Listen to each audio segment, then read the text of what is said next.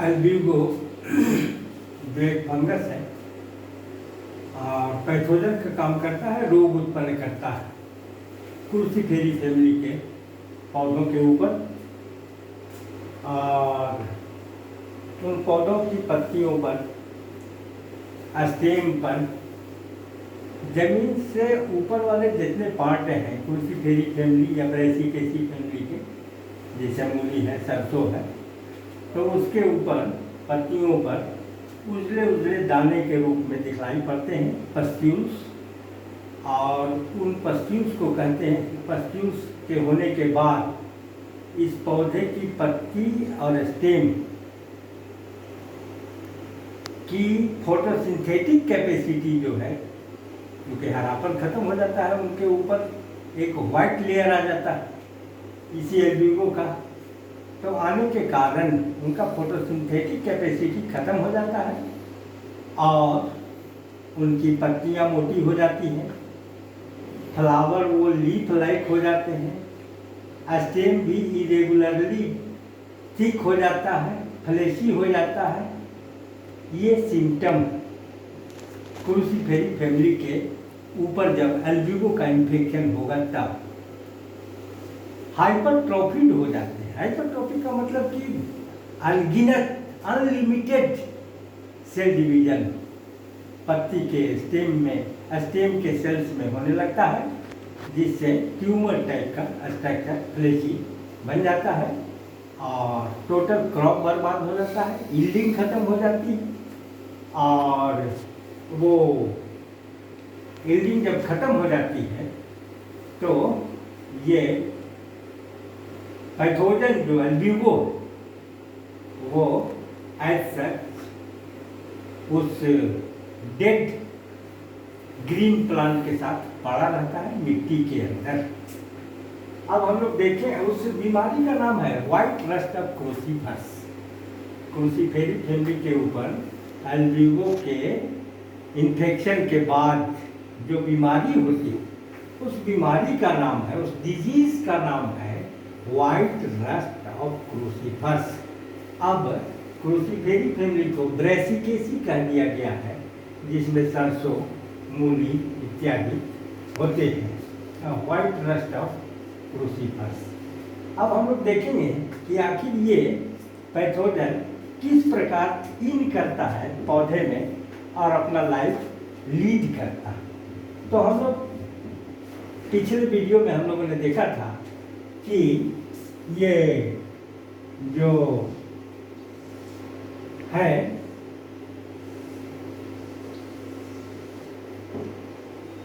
क्रूसीफेरी का पौधा की पत्ती है, जिसमें गार्ड सेल्स होते हैं। इन्हीं गार्ड सेल्स से ये जूस्पोर्स इन करते हैं जर्म ट्यूब बनाकर, और ये जर्म ट्यूब्स जो है जूस्पोर्स के, एल्ब्यूगो के जूस्पोर्स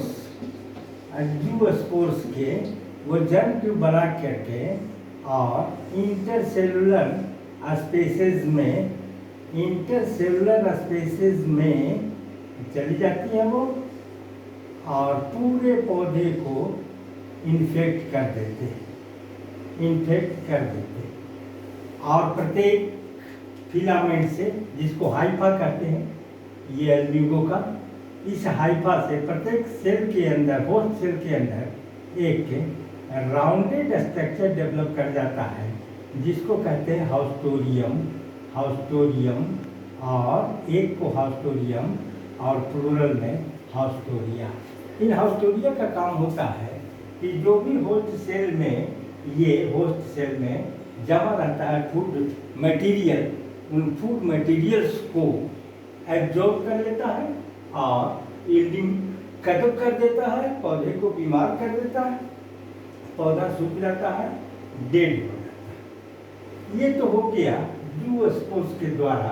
अब पुनः जब इन्फेक्शन हो जाता है, माइसीलियम बन जाते हैं, पूरा इन्फेक्शन हो जाता है होस्ट सेल का, उसके बाद इनके कुछ माइसीलियम जो है सो ऊपर की ओर बढ़ते हैं। ये कुछ माइसीलियम इंटरसेलुलर स्पेसीज वाले जो हैं ये ऊपर की ओर बढ़ते हैं, ऊपर की ओर बढ़ते हैं, ऊपर की ओर बढ़ते हैं, ऊपर की ओर बढ़ते हैं। और कोनिडियोस्पोरेंजियो, इनको कहते हैं कोनिडियो स्पोरेंजियोफोर, कोनिडियो डियो एस्पोरेंजियो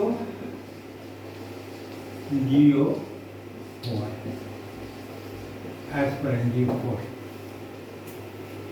कोनिडियो एस्पोरेंजियोफोर, ये हाइफी है जो कोनिडियो एस्पोरेंजियम का निर्माण करते हैं। ये कोनिडियो एस्पोरेंजियोफोर का एपिकल पोर्शन जो है वो गोल गोल स्ट्रक्चर बनाना शुरू करता है, जो मल्टीन्यूक्लिएट होते हैं।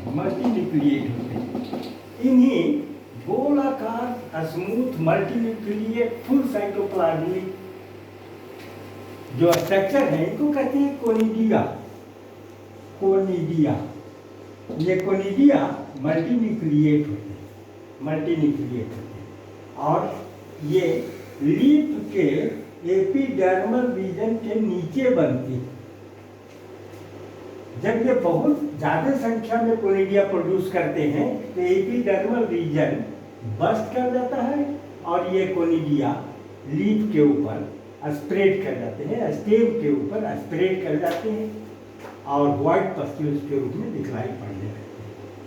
ये कोनिडिया जब फेवरेबल कंडीशन होता है तो डायरेक्ट कोनिडियोस्पोर, इसको कहते हैं कोनिडियोस्पोर। ये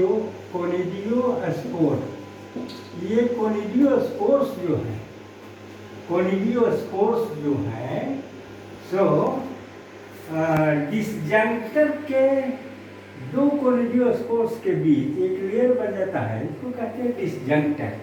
यहीं से ये डिटैच होकर वातावरण में फैल जाते हैं और सीधे होस्ट टिश्यू के ऊपर जा करके फेवरेबल कंडीशन में ये इन्वेड करते हैं दूसरे पौधे को, फिर उससे आगे बढ़ के डायरेक्ट इन्फेक्शन हो जाता है और पौधे बर्बाद हो जाते हैं।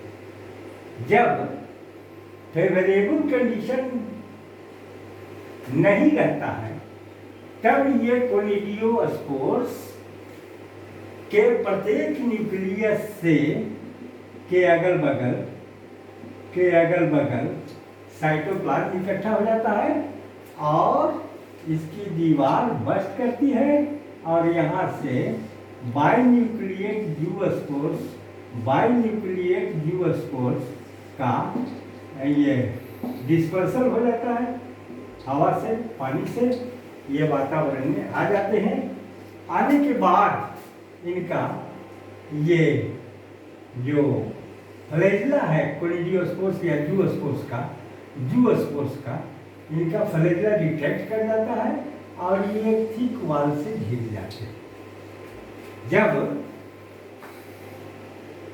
फिर फेवरेबल कंडीशन आता है तो इनकी दीवार बस्ट करती है और आउटर वाल और इनर वाल जंग ट्यूब बनाता है और नए होस्ट में इन्फेक्शन के बाद इन्फेक्ट करता है और इन्फेक्शन के बाद उसमें माइसीडियम डेवलप कर जाते हैं और फिर पौधे को ये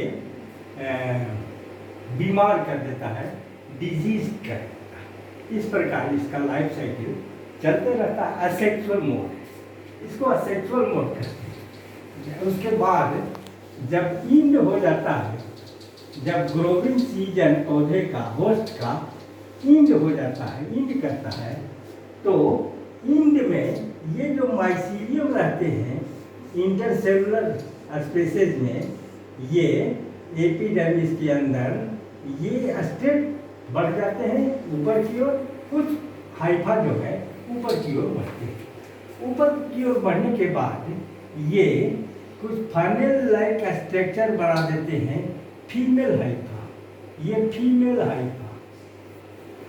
फीमेल और कुछ हाइफा मेल सेक्स ऑर्गन का निर्माण करते हैं, ये ऊगेमस टाइप का होता है। अनफेवरेबल कंडीशन में ये क्रिया होती है, इसको कहते हैं sexual mode of reproduction in Albugo.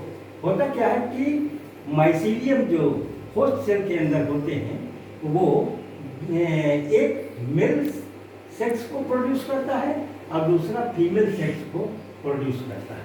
Female sex का नाम है ऊगोनियम और मेल सेक्स का नाम है एंथेरिडियम। ये एंथेरिडियम बगल में होता है ऊगोनियम के। बाद में ये ऊगोनियम जो है इसका न्यूक्लियस बार बार विभाजित होता है और मल्टी न्यूक्लिएट स्ट्रक्चर बना देता है, जिसमें एक न्यूक्लियस फंक्शन रहता है जो अंदर की ओर होता है और बाहर की ओर जो भी न्यूक्लियाई होते हैं ये बाहर की ओर होते हैं। एक हाइलाइट लेयर से ये अलग होता है। ये अंदर वाले एक न्यूक्लियस को ऊस्फीयर कहते हैं या ऊप्लाज्म कहते हैं, इसको ऊप्लाज्म।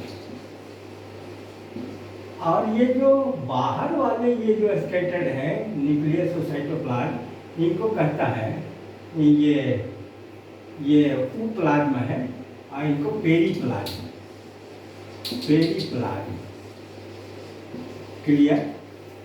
ये जब ऊप्लाज्म जो है सो एक का काम करता है, एक का काम करता है। जब फर्टिलाइजेशन यहाँ एंथेरिडियम आ जाता है, जब एंथेरिडियम मैच्योर करता है तो यहाँ से एक जर्म ट्यूब का निर्माण होता है और इस जर्म ट्यूब में ये न्यूक्लियस और साइटोप्लाज्म माइग्रेट कर जाते हैं और इस जर्म ट्यूब का अगला सिरा डिसॉल्व कर जाता है यूगोनियल वाल। ये ऊगोनियम और ये है एंथेरिडियम मेल एंथेरिडियम। ये एंथेरिडियम कांटेक्ट करता है ऊगोनियम के साथ। दोनों के बीच में दीवार जो है सो जहाँ टच करता है एंथेरिडियम वहाँ डिसॉल्व कर जाता है और एंथेरिडियम का वाल एक जर्म ट्यूब बनाकर चला जाता है इसके अंदर, ऊगोनियम के अंदर, और अपना न्यूक्लियस और साइटोप्लाज्म के यहाँ डिस्चार्ज कर देगा। उसके बाद ये साइटोप्लाज्म से मिल जाते हैं और न्यूक्लियस से मिल जाता है। मेल न्यूक्लियस ये हो गया मेल न्यूक्लियस। ये हो गया फीमेल न्यूक्लियस। जब थोड़ी देर के बाद ऊप्लाज्म के अंदर एक और मेल और फीमेल न्यूक्लियाई फ्यूज करके एक थिक वार्ड स्ट्रक्चर बनाते हैं। इसको कहते हैं जाइगोट। ये जाइगोट बाद में मियोटिक डिवीजन एवं माइटोटिक डिवीजन के द्वारा डिवाइड करके 32 न्यूक्लियाई का निर्माण कर देता है। और ये 32 न्यूक्लियाई जब का निर्माण होने के बाद यहाँ पर यूनिन्यूक्लिएट बाइफ्लैजिलेट ये मियोसिस, जाइगोट न्यूक्लियस में मियोसिस की क्रिया होती है,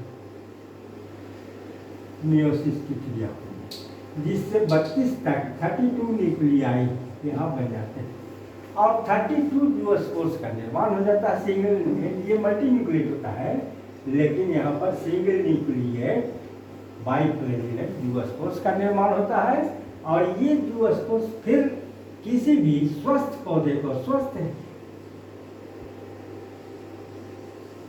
ये क्रूसीफेरी के पौधे के पत्ती के ऊपर ये पहुँचते हैं और ये जर्म ट्यूब के थ्रू बहुत सारे हाइफी का निर्माण करते हैं और प्रत्येक हाइफी से होस्ट सेल के अंदर एक होस्टोडियम का निर्माण हो जाता है जो एब्जॉर्ब कर लेता है फूड और पस्क्यूल्स के रूप में ये कोलिडियोस्पोर्स बाहर की ओर होस्ट लीफ एवं स्टेम पर जमा हो जाते हैं और इस प्रकार इसका फंगस का पैथोजन का लाइफ साइकिल चलते रहता है। Thank you.